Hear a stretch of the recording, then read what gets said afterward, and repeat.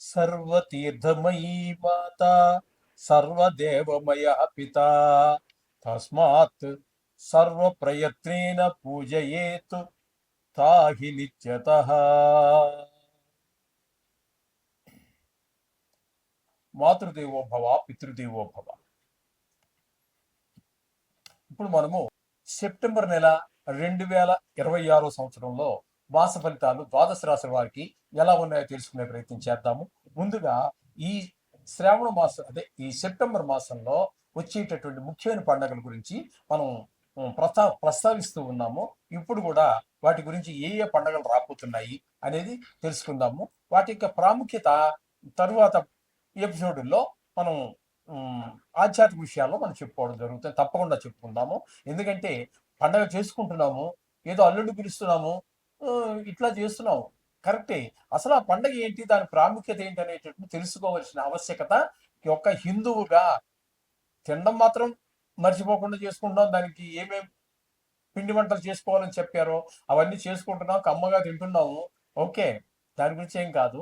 అయితే ఆ పండగ ఎందుకు చేసుకుంటున్నాం అనేది తెలియకుండా పండగలు అనేవి పిండి వంటలు చేసుకుని తినటానికి కాదు, ఆ పండగ యొక్క ప్రాముఖ్యత తెలుసుకోవడం కోసం మనం ఖచ్చితంగా వీడియో చేసుకుందాం. రైట్.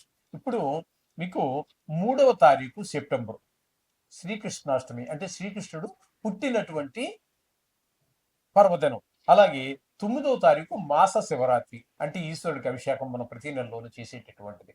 ఓకే, ఒక రకంగా చెప్పాలి అంటే మహాశివరాత్రితో సమానమైనటువంటిది, దగ్గరగా సమానమైనటువంటిది. అటువంటి మాస శివరాత్రి ప్రతి నెలలో వస్తుంది. అది 9వ తారీఖు. ఇకపోతే సంవత్సరానికి ఒకసారి వచ్చి అఖిల మొత్తం భారతదేశం అంతా మాత్రమే కాకుండా అనేక దేశాలలో కూడా, హిందువులు ఉన్నటువంటి దేశాల్లో చేసుకుంటున్నటువంటి మహా పవిత్రమైన పండగ వినాయక చవితి. అది 14వ తారీఖు సెప్టెంబర్. అలాగే దాని మరుసటి రోజే ఋషి పంచమి. ఈ ఋషి పంచమి అనేటటువంటిది మనం అందరూ దాన్ని అసలు ఇంచుమించుగా ఎవరు జరుపుకోవట్లేదు. కానీ దానికి ఉన్నటువంటి ఇంపార్టెన్స్, దానికి ఉన్నటువంటి ప్రాముఖ్యత గురించి కూడా మనం నెక్స్ట్ ఎపిసోడ్లో చేసుకుందాం. అది ఆధ్యాత్మిక విషయాల్లో చేసుకుందాం.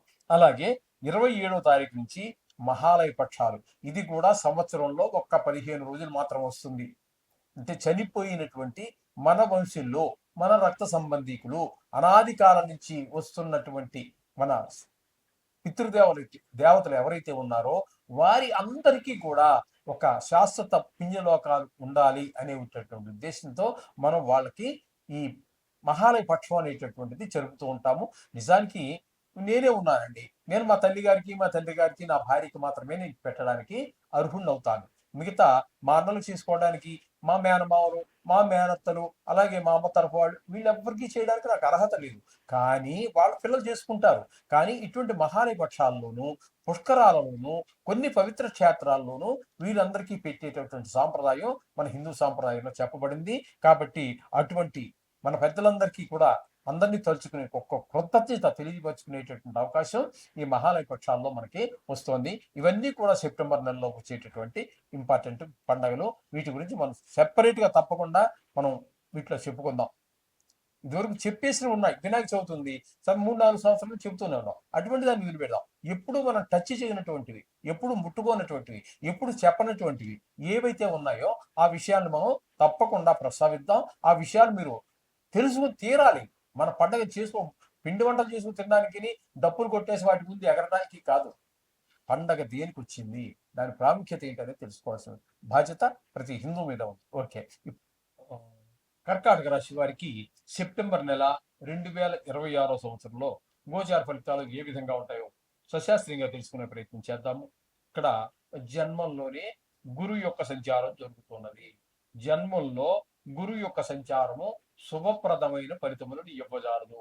అదే కనుక మనం జాతకం తీసుకున్నట్టయితే లగ్నంలో గురువు అంటాం. మనం లగ్నంలో కనుక గురువు ఉన్నట్టయితే 1,00,000 పాపాల పరిష్కారం అంటాం. ఎందుకంటే విశేష దృష్టిలు దానికి మామూలు సామాన్య దృష్టి ఒకటి ఉంటే, తన ఉన్న స్థితి ఒకటైతే, పంచమ స్థానం, భాగ్యస్థానం, 4 జీవితంలో అతి ముఖ్యమైనటువంటి 4 దశల్ని అది బ్రహ్మాండంగా కవర్ చేసేస్తూ ఉంటుంది. 100కి 100 శుభగ్రహమైనటువంటి గురువు. అందుచేత లగ్నంలో గురువు ఉంటే 1,00,000 పాపాలు పరిష్కారం అన్నారు. ఇక్కడ మనకి గోచారంలో ఆ విధమైన అవకాశం లేదు. ఇక్కడ మనం చెప్పుకుంటున్నది కర్కాటక రాశి గురించి. ఈ కర్కాటకంలో గురువు అంటే జన్మంలో గురువు ఏ మాత్రము కూడా మనకి శుభప్రదమైన ఫలితాలు ఉండవు. దీనివల్ల కొంచెం చెడు ఆలోచనలు, చెడు వైపు ఎక్కువ మనసు వెళ్ళటము, చెడు ప్రవర్తన వైపు ఏమైనా అలవాట్లు ఉన్నట్టయితే చెడు వైపు ప్రవర్తన వైపు ఎక్కువ మొగ్గు చూపటం లాంటివన్నీ కూడా ఈ గురువు వల్ల కలుగుతూ ఉంటాయి. అక్కడే అదే కర్కాటక రాశిలో కుజుని యొక్క సంచారం 12 రోజుల పాటు జరుగుతోంది.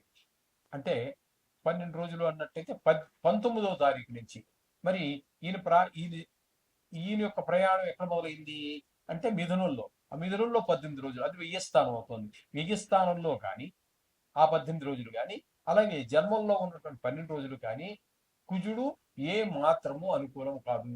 అక్కడ వ్యయ స్థానంలో ఉన్నప్పుడు ధన వ్యయము, జన్మంలో ఉన్నప్పుడు చెడు ప్రవర్తన, కోపం ఎక్కువ, కొంచెం శరీరానికి గాయాలు తగటము, ఇట్లాంటివన్నీ కూడా మనకి కుజుని వల్ల సూచిస్తూ ఉన్నాయి. ఇంకా బుధుని యొక్క సంచారం కనుక మనం తీసుకున్నట్టయితే బుధుని యొక్క సంచారం మనకి ద్వితీయ స్థానంలో ఒక 7 రోజులు. ఇక్కడ ద్వితీయ స్థానంలో 7 రోజులు ఆయన ఏం చేస్తారంటే ధనానికి లోటు లేకుండా చేస్తారు. మాట చాలా సౌమ్యంగా ఉంటుంది. అసలు బుధుడి పేరే సౌమ్యుడు అని మనకి సాంస్క్రిట్ లో ఉంది. సౌమ్యుడు అంటే చాలా నెమ్మదిగా మాట్లాడటం, చక్కగా మాట్లాడటం, కోపం తక్కువగా మాట్లాడటం. అలా అని చెప్పేసి అవసరం లేదు కఠినత్వం చూపిస్తారు, అది వేరే విషయం అనుకోండి. అక్కర లేకుండా, అవసరం లేకుండా కఠినత్వం చూపించడం కానీ ఇట్లాంటివి ఏమి ఉండవు. కుటుంబంలో కూడా ఆహ్లాదకరమైనటువంటి పరిస్థితులన్నీ ఉంటాయి.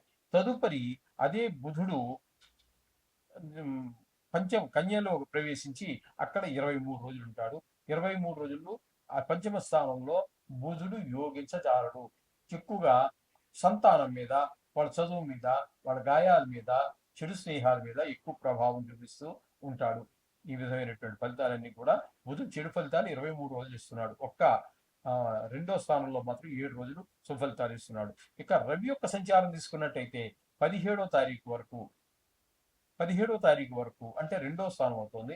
రెండవ స్థానంలో రవి అనుకూలించజాలడం తద్వారా కొంచెం ధనానికి ఇబ్బంది పడటము, మాటలో కొంచెం కఠినత్వము, కుటుంబంలో ఆహ్లాదకరమైన పరిస్థితి లేకపోవడం.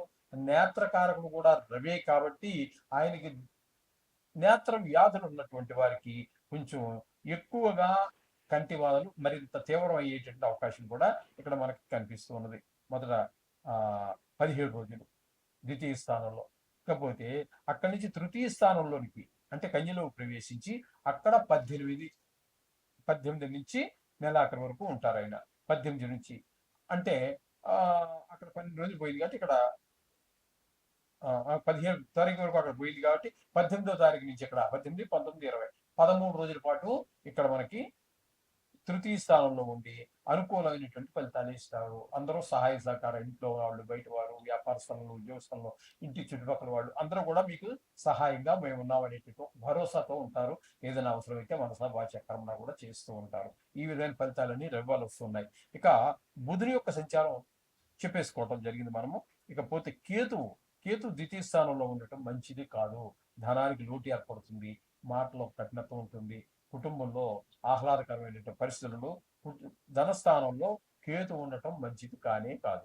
ఇకపోతే శుక్రుని యొక్క సంచారం తీసుకున్నట్టయితే శుక్రుని యొక్క సంచారం తృతీయ స్థానంలో 2 రోజులు, చతుర్థ స్థానంలో 28 రోజులు. శుక్రుడు నెలంతా కూడా మీకు పూర్తి శుభకరమైనటువంటి ఫలితాలు ఇస్తుంటాడు. ఇక్కడ మీకు తృతీయ స్థానంలో ఉండటం వల్ల 2 రోజులు అందరు సహాయ సహకారాలు అంతాయి. ఇక చతుర్థ స్థానంలో ఉండటం వల్ల విద్య విషయంలోనూ బాగా చదవగలుగుతారు. అలాగే తల్లిగారి ఆరోగ్యం బాగుండటం, ఆవిడ ఆశీస్సులు, బ్లెస్సింగ్స్, ఆవిడ సంతోషంగా ఉండటము, అలాగే భూమి, గృహము ఇత్యాది విషయాలలో కూడా మీకు శుక్రుడు అనుకూలమైనటువంటి ఫలితాలు ఉంటాయి. గృహ నిర్మాణం చేసుకోవడానికో, లేకపోతే ఒక స్థలం కొనుక్కోవటానికో, లేకపోతే పాత ఇంటికి రిపేర్ చేసుకోవటము, ఇట్లాంటి ప్రయత్నాలు ఏమైనా ఉన్నట్టయితే ఈయన మీకు అనుకూలమైనటువంటి ఫలితాలను ఇస్తాడు, మీకు సహకరిస్తాడు. ధనానికి ఇబ్బంది లేకుండా ఆ వచ్చేటటువంటి ఆ మేస్త్రులు కూడా మీకు పెద్దగా ఇబ్బంది పెట్టకుండా ఉండేటట్టుగా మీకు ఈ శుక్రుడు యొక్క అనుకూలమైన ఫలితాలన్నీ ఇస్తూ ఉంటారు.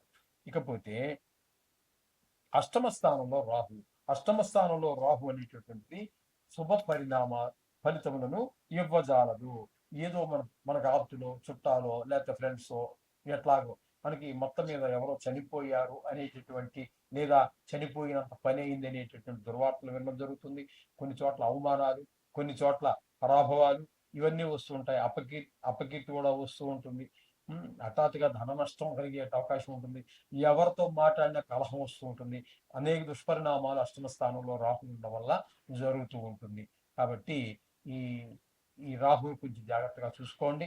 కొంచెం తప్పకుండా నవగ్రహ మంతాలు చేసుకోవడం ద్వారా వాటి నుంచి బయటపడవచ్చు. భాగ్యస్థానంలో శని భగవాన్ యొక్క వక్రగ సంచారం జరుగుతోంది. ఆ ఫలితాలు కూడా అంత అనుకూలమైనటువంటి ఫలితాలు కాదు. తండ్రి గారి ఆరోగ్య విషయంలో కొంచెం జాగ్రత్త తీసుకోండి. గుళ్ళు గోపురాలకు వాటికి మనం వెళ్ళినప్పటికీ వెళ్ళే అవకాశం ఉండకపోవచ్చు. వెళ్ళినా సరి అయిన దర్శనం జరగకపోవచ్చు. అక్కడికి వెళ్ళాక లేకపోతే ఏవో అనుకోని ఇబ్బందులు ఏర్పడవచ్చు. ఈ విధంగా 9వ స్థానంలో ఉండటం శని భగవాన్ యొక్క సంచారం అంత అనుకూల ఫలితాలు ఇవ్వదు. ఇకపోతే ఏకాదశి స్థానంలో కుజుని యొక్క సంచారం 18వ తారీఖు వరకు ఉంటుంది. ఆ 18వ తారీఖు వరకు మాత్రం ఏకాదశి స్థానంలో ఉన్నారు కాబట్టి మీకు ధనానికి లోటు ఉండదు. మీరు ఏ పని మొదలెట్టినా కూడా అందులో లాభాలు ఉంటాయి. ఏదైనా ఒక పని మొదలెడితే అందులో ఖచ్చితంగా మీరు విజయం సాధిస్తారు. కుజుడు 18వ తారీఖు వరకు మాత్రమే. ఆ తదుపరి 12 రోజులు మళ్ళీ ఏ స్థానంలోకి వచ్చారు. మీరు అక్కడ డబ్బులు పోగేసుకుంటే ఆ డబ్బులన్నీ మొత్తం ఇక్కడ ఖర్చు చేయిస్తూ ఉంటాడు. ఇక్కడ వ్యయ స్థానంలో ఉన్నప్పుడు ఈ విధమైన ఫలితాలన్నీ ఇస్తున్నారు. అలాగే గురువు ఇక్కడ మీకు మళ్ళీ 12వ స్థానం వ్యయ స్థానంలో ఉన్నారు. అంచేత మీరు మొత్తంగా మనం ఈ కర్కాటక రాశి వారికి చెప్పుకోవాలన్నట్టయితే శుక్రుడు నెలంతా మీకు అనుకూలంగా ఉన్నాడు. మిగతా గ్రహాలన్నీ కూడా బుధుడు 7 రోజులు, రవి 18 రోజులు మాత్రమే పాక్షికంగా మీకు అనుకూలమైన ఫలితాల్లో ఉన్నారు. అంచేత మీరు ఒక రకంగా చెప్పాలంటే కొన్ని ఇబ్బందులు. అంచేత డబ్బులు ఆచితూచి ఖర్చు పెట్టుకోండి. మాట్లాడినప్పుడు కూడా మాట్లాడే ముందే ఆలోచించుకోండి. మాట్లాడిన తర్వాత మీరు ఆలోచించడం వల్ల ప్రయోజనం శూన్యం. అలాగే ఎవరో ఏదో డబ్బులు అడిగారని ఇవ్వడం అంత మంచిది కాదు. అది మీ మీ మిత్రత్వం చెడిపోవడానికి, మీ మధ్య శత్రుత్వం పెరగడానికి అవకాశాలు ఏర్పడతాయి. అలాగే ఎవరికి హామీల మీద సంతకం పెట్టకండి. పూర్తిగా అలాంటి దగ్గరికి వెళ్ళి సంతకాలు పెడితే హామీ సంతకాలు ఎవరికైనా పూర్తిగా మునిగిపోయేది మీరే. మీరు ఎవరికైతే సంతకం పెట్టారో ఆయన ఏమి మొలగడో ఆయన పైన ఉంటాడు. మీరు నీటి అడుగున ఉంటారు. మీరు మునిగిపోవడం ఖాయం. అంచేత తగు జాగ్రత్తలు తీసుకోండి. ఖచ్చితంగా నవగ్రహాల గురించి మీరు జపం పూర్తిగా జపం అంటే ఆ శ్లోకాలు మనం రోజు చెప్పుకుంటున్నవే అది కొంచెం చూసుకోండి. అది ఆ విధంగా కొంచెం చేసుకోవటం వల్ల మీకు ఆ ఇబ్బందుల నుంచి కొంచెం బయటపడేటటువంటి అవకాశం ఉంటుంది.